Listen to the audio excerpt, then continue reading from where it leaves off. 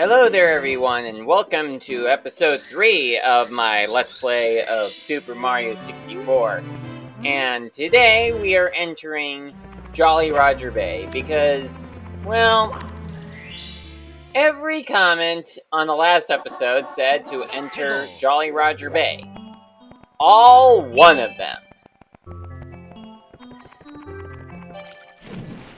And it is understandable that the one person who left a comment on the last video would request for me to go here, since this is the third level, and I suppose, so far, anybody who has been watching the series has said to do everything in order, so I'm doing things in order, for now. Although it is quite a shame that unlike with Star Road, where there is a certain order that I could take to avoid backtracking, I can't do that in the original Mario 64, because, well, you can only enter Bob-omb Battlefield at the beginning of the game, and you can't 100% that level straight away, because you need to have the wing cap, and you don't get that until you've gotten 10 stars.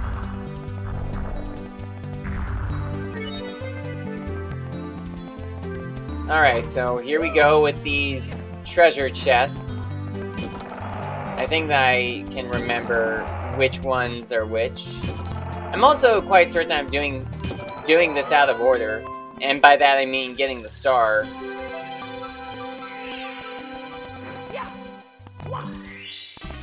But anyway, that's the first star for this episode, and our 18th star.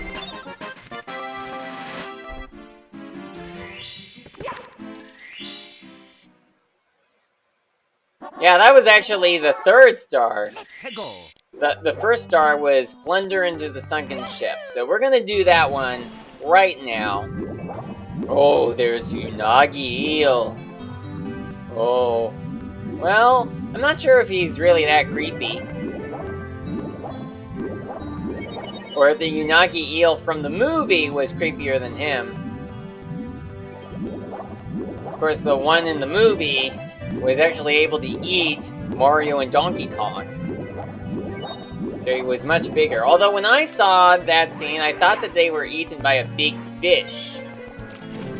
That is until we cut to the scene that showed Unagi Eel, and we see Mario and Donkey Kong inside of it, that I figured out it was actually the Unagi Eel. And that also tells me that if the Unagi Eel wanted to, he could eat Mario. And in the movie, he does. But in this game, he does not.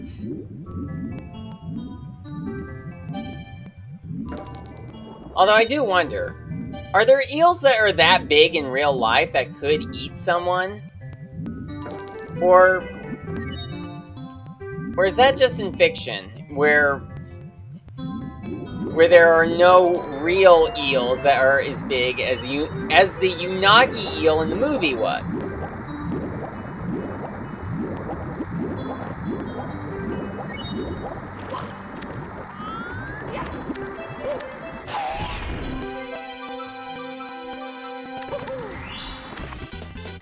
Here we go!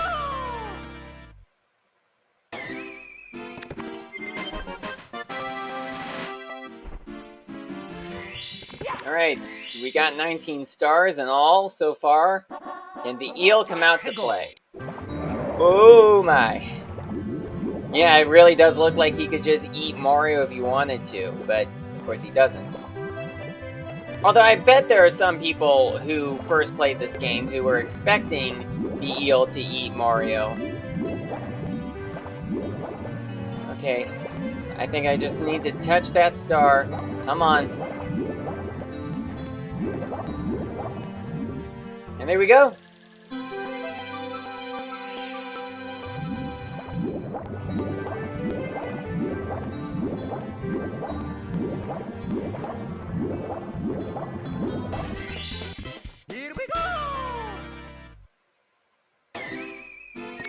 I do bet that there were some people who had thought that the Unagi eel would actually eat Mario if he was given the opportunity to.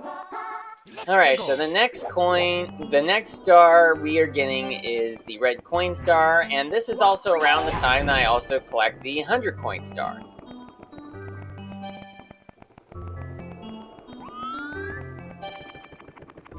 I was kind of thinking once the movie got its DVD release, that someone would probably make a video or a couple of videos that just shows clips from the movie and just adds the sound effects and the music from Mario 64. I will predict that there are actually going to be scenarios in which that sort of thing actually does happen. I mean, it could happen with people just taking clips from the movie and then adding in the music and sound effects from Mario 64 or any sort of Mario game. I mean, they don't just have to have it be Super Mario 64, since there are a lot of Mario games out there that they could try. But if I was to do that sort of thing, I would certainly have the sound effects be from Super Mario 64, since it's the Mario game that I am the most familiar with.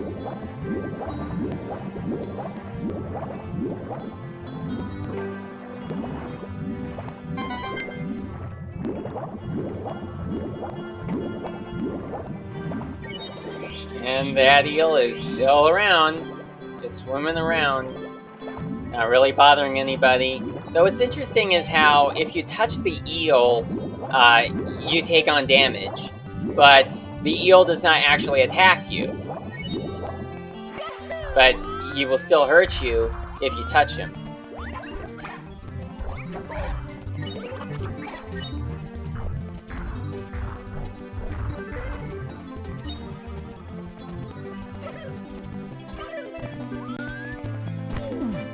Now to hit the blue coin switch.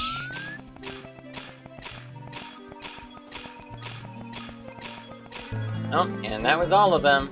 So I got 68 coins so far. And some of them were, I think, half of the red coins.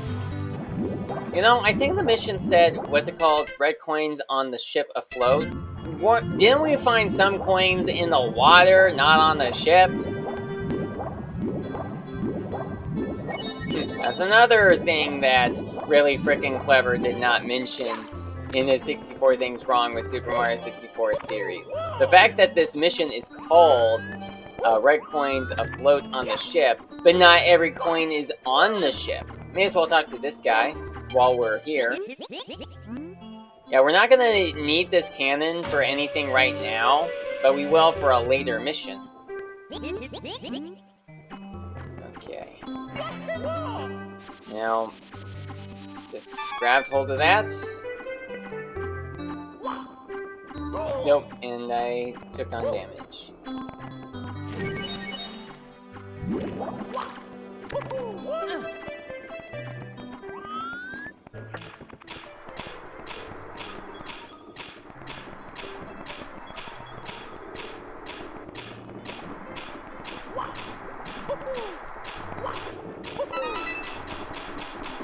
Alright. One question. Where does the star actually spawn at once we get the 100 coin star? Does it actually spawn up here? I think it actually does spawn up here. So I'm just gonna collect these coins. Yeah, it does spawn up here, but I'm not gonna get it right now because I still need to get 11 more coins for the 100 coin star, so we'll come back to this. No hurry. There are a couple of coins over here that I did not get before. 94, 95, 96, and there were some coins up here that I did not get before. I skipped these because, well, for starters, I wasn't going to need them all anyway, and for another thing, there are these blocks that just appear for a limited time. I wonder if I can long jump all the way from over here and still get onto the ship. Here we go! Right, well that's the 100 coin oops star. The 100 coin oops star. the 100 coin star. And we get the red coin star. Here we go!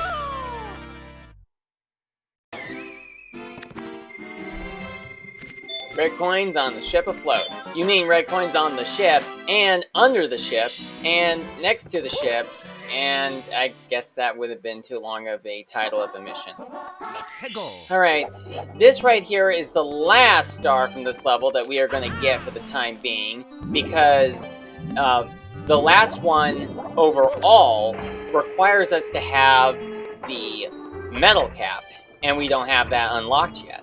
So that's going to be a star that we are going to have to come back for. And I missed there. Hold on. Let's see. Will this work? It did. And here's the star. Now, what's interesting is that I happen to have found out that in the Japanese version of the game, the star is just there. It's not in a box like it is in the North American version. Not sure why they decided to put it in a box. And I've been recording for 13 minutes, which is not long enough for a full episode. So, as a bonus, I'm traveling into this level. Yeah, the level, the bonus stage where the secret aquarium. I just wanted to know what this area was called. It's called the secret aquarium. Yeah, the secret aquarium. The area in Princess Peach's castle that is completely underwater, and there is no place for you to surface. You are underwater the entire time. So this is really not the place for you to just hang out just for fun, because, well, the only way for you to get air is by collecting the coins. And the coins here are limited, because they're gonna run out eventually. Wow, just imagine you having to deal with a situation where you are like stuck underneath the water, and you have a limited time down there before you drown, and there's no way for you to keep yourself from drowning. That would be terrible if you were stuck like that. I certainly would not want to be stuck in that sort of situation where I am under the water and I'm running out of air and there's nothing I can do about it. Alright, well, let's see. So I've done the first 2 levels 100%, and I've gotten all but one of the stars in Jolly Roger Bay. So I think that I will actually start with going to Cool Mountain for this episode. It's interesting how I was able to get almost all of the stars in a single level in just 13 minutes. Now what's interesting is that you did see that there were 3 paintings. And I used to think that you could actually jump into any one of them to get into the level. But nope, all you have to do is just go into the center one. And here we are on the slide.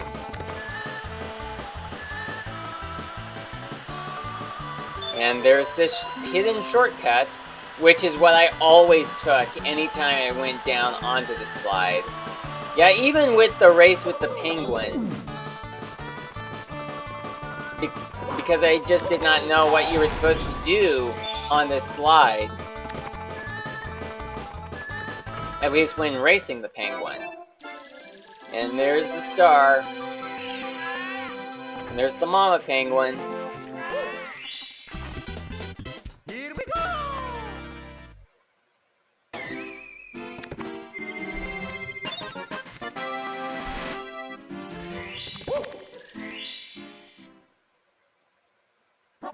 Alright, little penguin lost.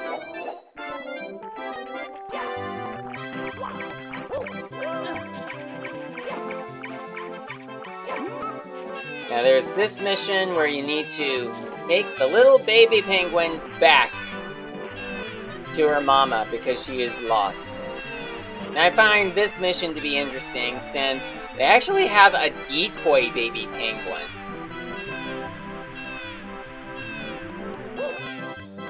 Isn't that something?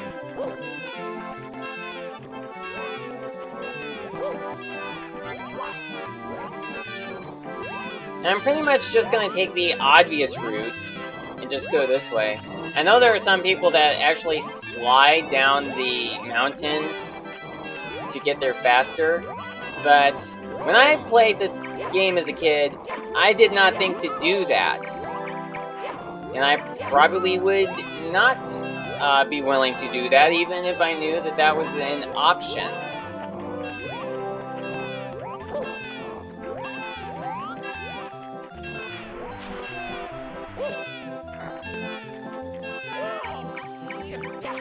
Come back, baby. Come back.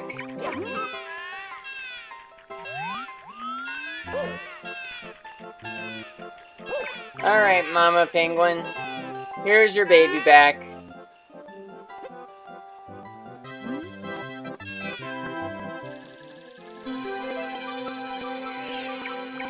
And I will bet that there are going to be a lot of people that will say, well, did you know that you can drop the baby penguin off at the cliff? Well, didn't do that when I was a kid, and I'm not going to do that with the actual baby penguin. But you see there's another baby penguin up here, which I think that she was placed here. It's just kind of a little decoy.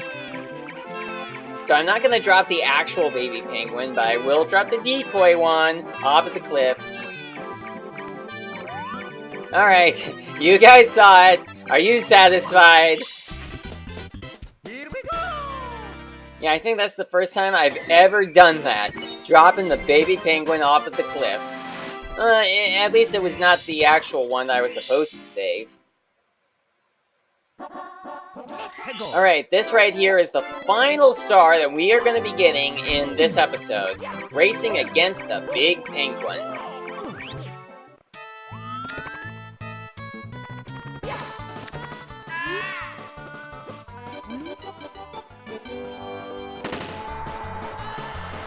Now, if you use the shortcut, as you had seen earlier, he calls you out on that. But we are not going to be using that shortcut. We are going to do this fair and square. Besides, I'm not even going to get the star if I use the shortcut anyway. So there's no use in even using it.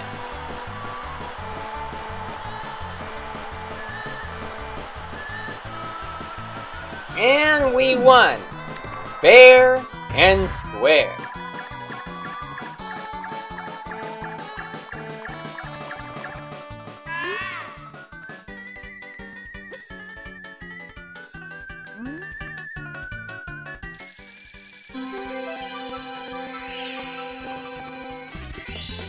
Here we go! So there we have it. That's all the stars we're going to be getting in this episode of the series. We have gone through 2.5 levels in this episode. And I suppose at the start of the next episode, I will finish off Cool Mountain. And then another level would be Big Boo's Haunt, which is out in the courtyard where we saw that Boo in the hallway. And then after that, I think that I will go and beat the first Bowser.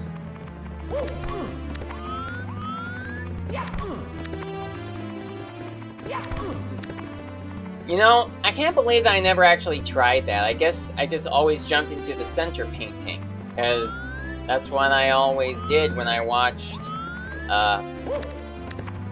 I watched someone else play the game.